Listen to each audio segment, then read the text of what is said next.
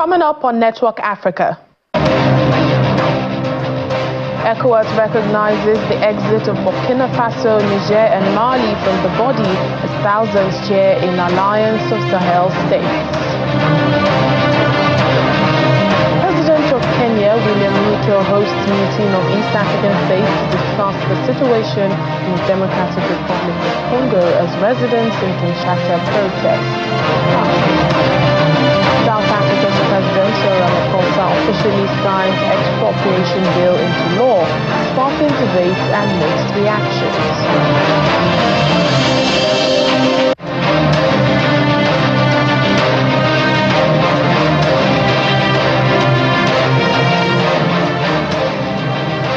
Hello and welcome to the program today. I'm Layo Olarinde here in Lagos, Nigeria. The West African Regional Bloc ECOWAS has officially recognized the exit of 3 of its former members, Burkina Faso, Mali and Niger Republic. That exit became effective today upon the expiration of a 1-year notice period. However, in the spirit of regional solidarity, the Economic Community of West African States is asking its member countries to still recognize the national passports of the 3 existing countries bearing the ECOWAS logo until further notice. In a statement, ECOWAS authority also said its doors remain open for more engagements with the 3 countries and thus requested its member states to also continue to treat goods and services coming from the 3 countries in accordance with the ECOWAS Trade Liberation Scheme and investment policy. The citizens of the 3 affected countries will continue to enjoy the right of visa-free movement, residence and establishment in accordance with the ECOWAS protocols until further notice. The 3 Sahelian countries have teamed up to form a separate confederation called the Alliance of Sahel States. Meanwhile, thousands of people have been rallying in Niger and Burkina Faso in support of the withdrawal of their countries from ECOWAS, which takes effect today. Mali, Niger and Burkina Faso formally notified ECOWAS of their plan for an immediate withdrawal back in January 2024, citing the organization's excessive dependence on France in particular. Speaking on the implications of the exit of the 3 countries on Channels Television's breakfast program, The Morning Brief, Nigeria's former ambassador to Switzerland and permanent representative to the UN Geneva, Ambassador Joseph Ayalogu, said that these countries are still part of the sub-regions and cannot leave physically, as the things that determine the past relationship and why they became part of ECOWAS still remain.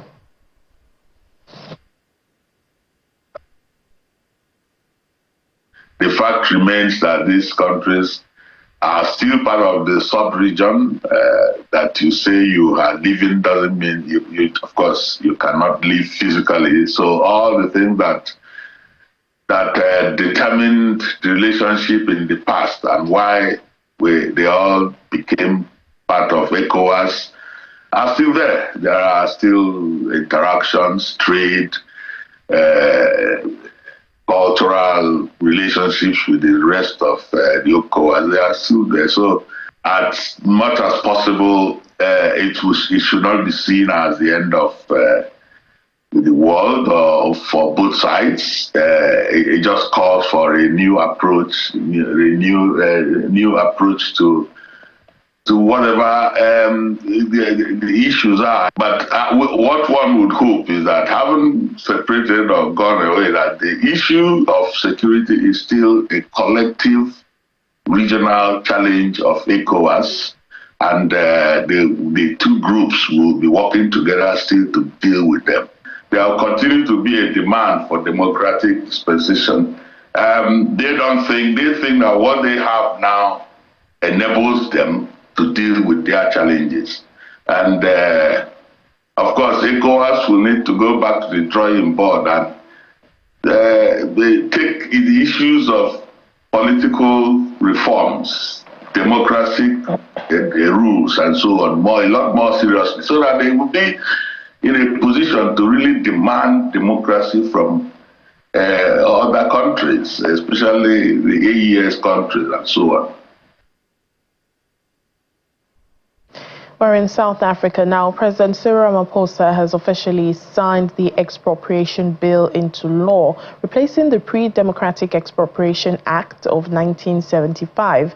The bill outlines how the government may expropriate land in the public interest, bringing legislation in line with the Constitution after years of public consultation and parliamentary debate. However, the bill has sparked mixed reactions, with some political parties threatening to challenge it in the Constitutional Court.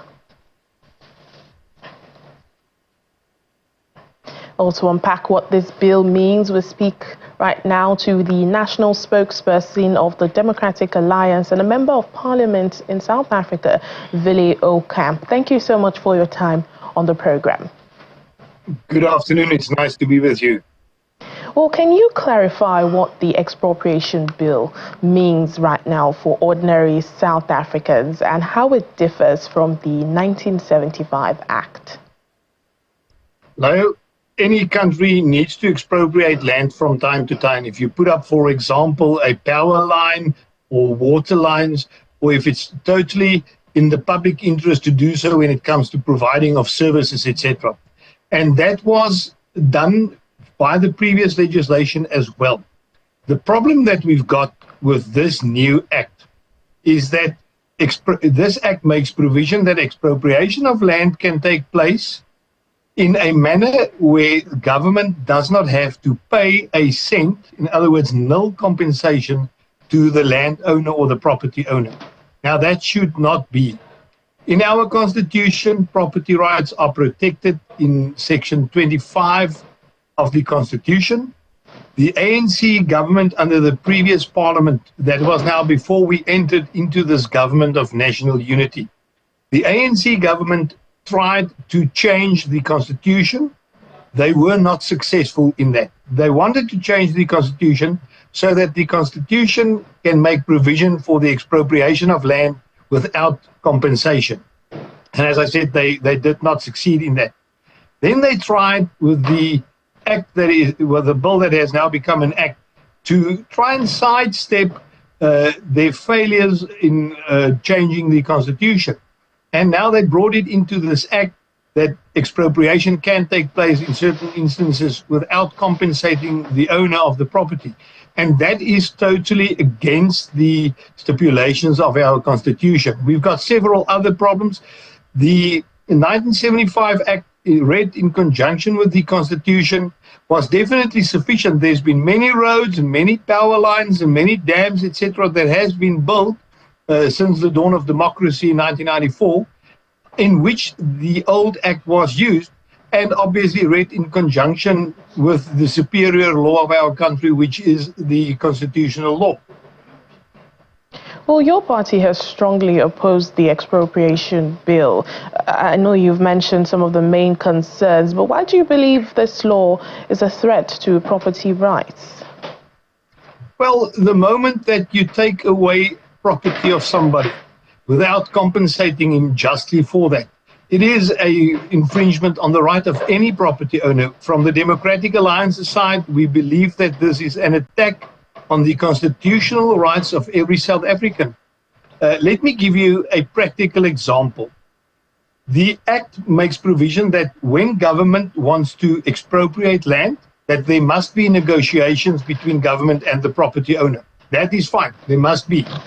But then the Act goes further and says that when an agreement is not reached with the property owner, then government can come and expropriate that land without compensating the property owner at all. So the problem that we've got here is that any landowner or property owner that enters into negotiations with government does so, figuratively speaking, with a gun against his head, because he knows that if I am not going to agree to what government puts on the table for me, they may turn around and take my property without compensating me at all. And then the property owner has got the burden to approach the courts to get it turned around. It should not be like that. You should never enter into negotiations with anybody with your back against the wall and a gun against your head. It should be open, it should be just, and it should not be a bullying tactic from government side. Another example that I can give you is that even in instances where an amount to the value of the property has been agreed by government and the property owner, transfer immediately takes place. But even if government then refuses to pay or pay late or the payment is delayed, it does not prevent the transfer of the property into the name of government. So this in effect is expropriation without compensation. You've agreed to an amount, you don't get paid in time, but still the property rights does not vest with you anymore, it goes over to government. It's totally unconstitutional, and that is one of the reasons why the Democratic Alliance said that we will take this act to court, to the Constitutional Court. We will get it tested there for constitutionality, and we believe that we will be successful in showing that it is not constitutional. Well, but the government is arguing that, the bill aligns with the Constitution and aims to address historical land injustices. Are there alternatives that your party, will be proposing to achieve land reforms without possible expropriation? There's two things that I quickly want to explain to you with regards to that. To the first part of the question regarding the ANC government or the ANC's idea that this is constitutional, the Minister of Public Works and Infrastructure, Dean McPherson, supplied a legal opinion that he obtained from some of the best legal minds in our country when it comes to constitutionality. And he supplied that view to the president because he's got to advise the president. And that legal opinion clearly stated that there are constitutional problems here. So we do not agree with the ANC if they say that there are no constitutional problems. In answering the second part of your question, what are our solutions for land reform? South Africa has got 9 provinces. In the previous parliament, and now one of those 9 provinces are run by my party, the Democratic Alliance. The Western Cape government, which we are in charge of, did more for land reform under the previous act and the constitution than the other 8 provinces, any one of them, that at that stage were under ANC control. So the Democratic Alliance and our government successfully applied redistribution of land in this country, way more successful than the previous ANC government did. And we applied it in the Western Cape where we govern. It is not necessary to change the act. It is not, they applied or they wanted to change the constitution. We at that stage told them it's not necessary. The Constitution already makes provision for the redistribution of land.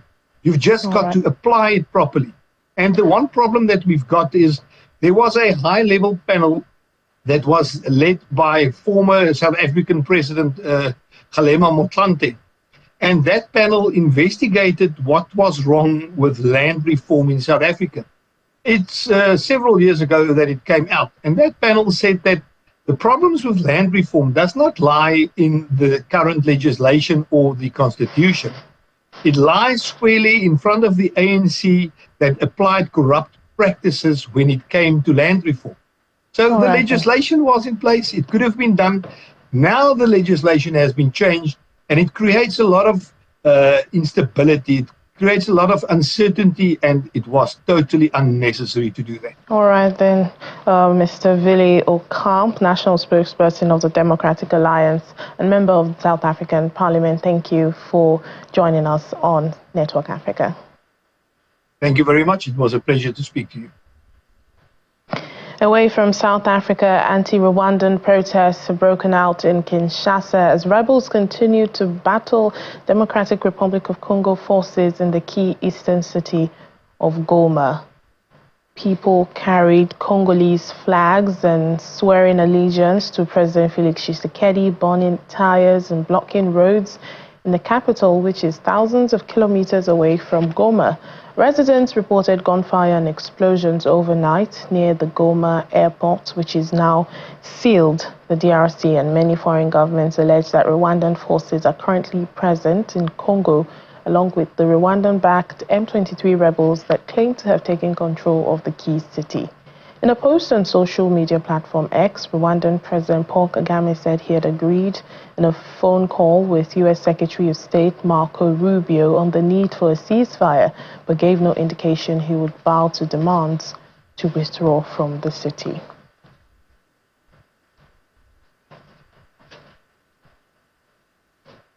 And Kenya is hosting an emergency summit of the East African community to resolve the escalating crisis in the DRC. However, Congolese state media says President Felix Tshisekedi will not attend. It's still unclear if Rwandan President Paul Kagame will take part. The M23's offensive marks a major escalation in the DRC's troubled east, haunted by the legacy of the 1994 Rwanda genocide. It has also triggered a troubling humanitarian crisis, with the United Nations warning of hundreds of thousands forced from their homes, serious food shortages, looted aid and overwhelmed hospitals, and the potential spread of diseases.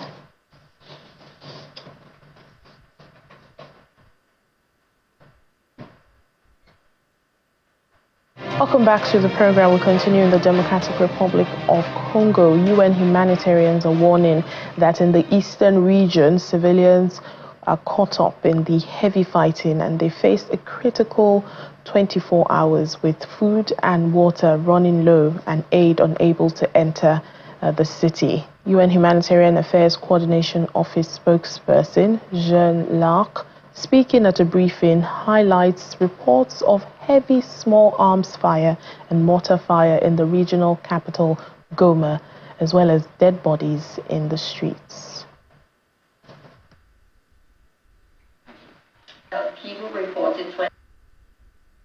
This morning, our colleagues in the Democratic Republic of the Congo report heavy small arms fire and mortar fire across the city and the presence of many dead bodies in the streets.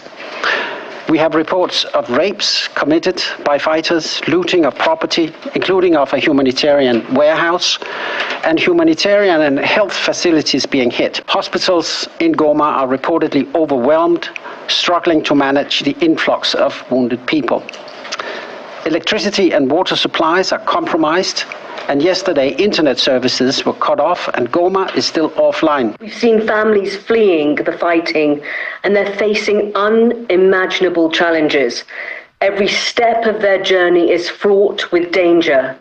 Roads are blocked, ports are closed, and those crossing Lake Kivu risk their lives in makeshift boats. WFP is concerned about food scarcity in Goma and rising food prices as the airport and major access roads within the region have been cut off. So depending on the duration of violence, the supply of food into the city could be severely hampered. This is a huge test for Congolese trapped by fighting in Goma and surrounding areas. There are currently hundreds of people in hospital, most admitted with gunshot and shrapnel wounds. Secondary infections become a health risk. WHO is especially worried for the health and safety of women and girls who are at the higher risk of violence, including rape. Pregnant women are at risk with very high maternal death rates. We are hearing reports of health workers being shot at and patients, including babies, being caught in crossfire. WHO reminds everyone that attacks on healthcare violate the rules of war. Healthcare must be protected at all times. Political leaders in South Sudan have signed a joint communique committing to an action plan. This was at a National Accountability Conference in Jonglei and Greater People administrative areas, hosted by the UN mission in the country to prevent intercommunal conflict. The pact stipulations include strengthening community collaboration in crime prevention, advocating for new infrastructure and services, and also establishing joint security forces. Other commitments are a special court and rule of law coordination mechanisms and a protection cluster to respond to abduction, cattle raiding, sexual violence, and other crimes. The UN mission in the country committed to continuing all efforts to support the action plan and help build a united approach to deterring violence and building peace. The action plan will be evaluated by a joint review committee in 6 months' time. This vicious circle of revenge will continue from both sides.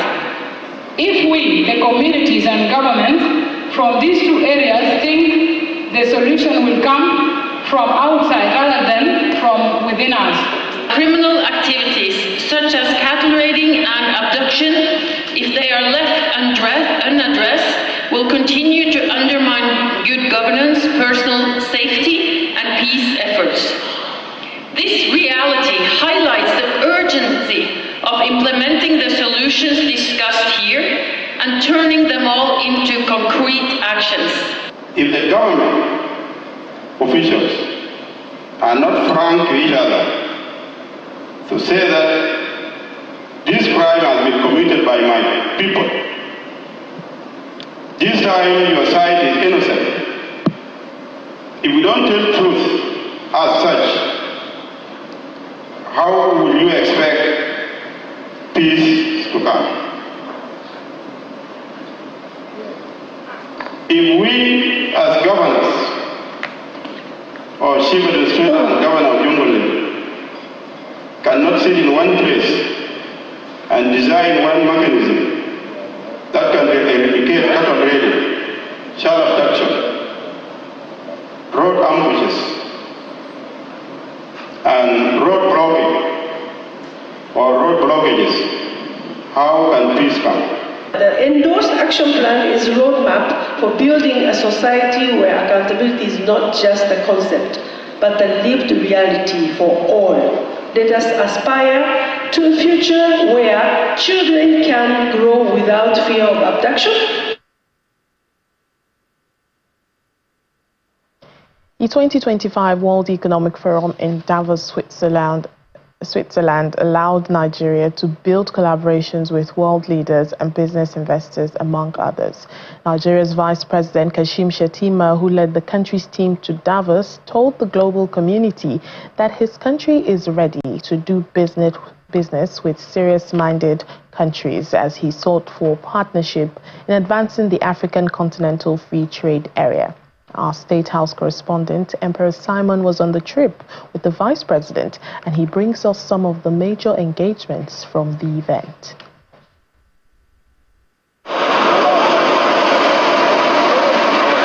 Vice President Kashim Shettima, alongside his team, arrived in Davos, Switzerland for the 2025 World Economic Forum.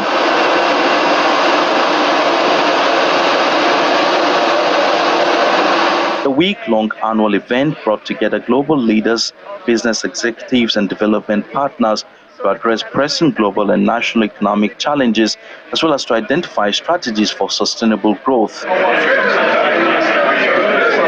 The goal of the Nigeria delegation is to present the nation to the global community and attract investors, and the engagements of the Vice President were indicative of that drive. His first engagement in Davos was a session on co-creating investment opportunities for Africa's frontier markets, co-chaired by the Managing Director of World Economic Forum, Mirek Dosek, and the Senior Vice President of the African Development Bank Group, Marie-Laure Olugbade. He pushed for new narratives about Africa and Nigeria, assuring that President Bola Tinubu is poised to transform Nigeria's economy. My boss, President Bola Ahmed Tinubu, is a disruptive leader. He's a revolutionary leader. And most importantly, he grew up from the business ecosystem to the financial controller for Mobil. Vice President Shettima also took part in a breakfast meeting where he joined global leaders to canvass for more support for the African Continental Free Trade Area that is projected to boost the continent's economy to $29 trillion by 2050. It can boost intra-African trade with staggering 50%. And by 2050, we can have a $29 trillion economy in Africa. The vice president believed Africa is the future of the world, and Nigeria is setting the pace with improved investments in education and youth empowerment. In the fullness of time, Africa that meets the agricultural age, that meets the industrial age, I believe will leapfrog to the post-industrial knowledge-driven age. The collective opinions of 900... On the fourth day of the World Economic Forum, the Vice President took part in a panel discussion that focused on the 2024 Global Risk Report, where he assured the international community that Nigeria is safe for foreign investments. Efforts are ongoing through different platforms like the ECOWAS, like the multinational joint task forces, to come up with robust solutions to the challenges facing us. Very good. Meanwhile, Nigeria signed a letter of intent with the World Economic Forum to advance maternal health outcomes in the country. The Minister of Health and Social Welfare, Professor Ali Pate, signed the document on behalf of the federal government. The health and well-being of our population, especially women, children, and those who are vulnerable, is key part of the Renewed Hope agenda. So by signing this memorandum, joining a global activator network for women's health, we will accelerate together with partners external and internal within Nigeria. I think having this activator in the network now will be a huge benefit to all the other members in the network, so promote that exchange. And we believe that Nigeria will both be able to contribute, both your knowledge and your experience and your leadership, but also we hope we can also benefit for Nigerian citizens. During his stay in Davos, Vice President Shettima led the Nigerian delegation to hold bilateral talks with world leaders, including President Duma Boko of Botswana and President of the World Trade Organization, Dr. Ngozi Okonjo-Iweala. He also joined President Cyril Ramaphosa of South Africa at a high-level briefing on the Africa Investment Forum. Emperor Simon, Channels Television News. And that's it on the program for today. Thank you so much for watching. I'm Layo Olarinde.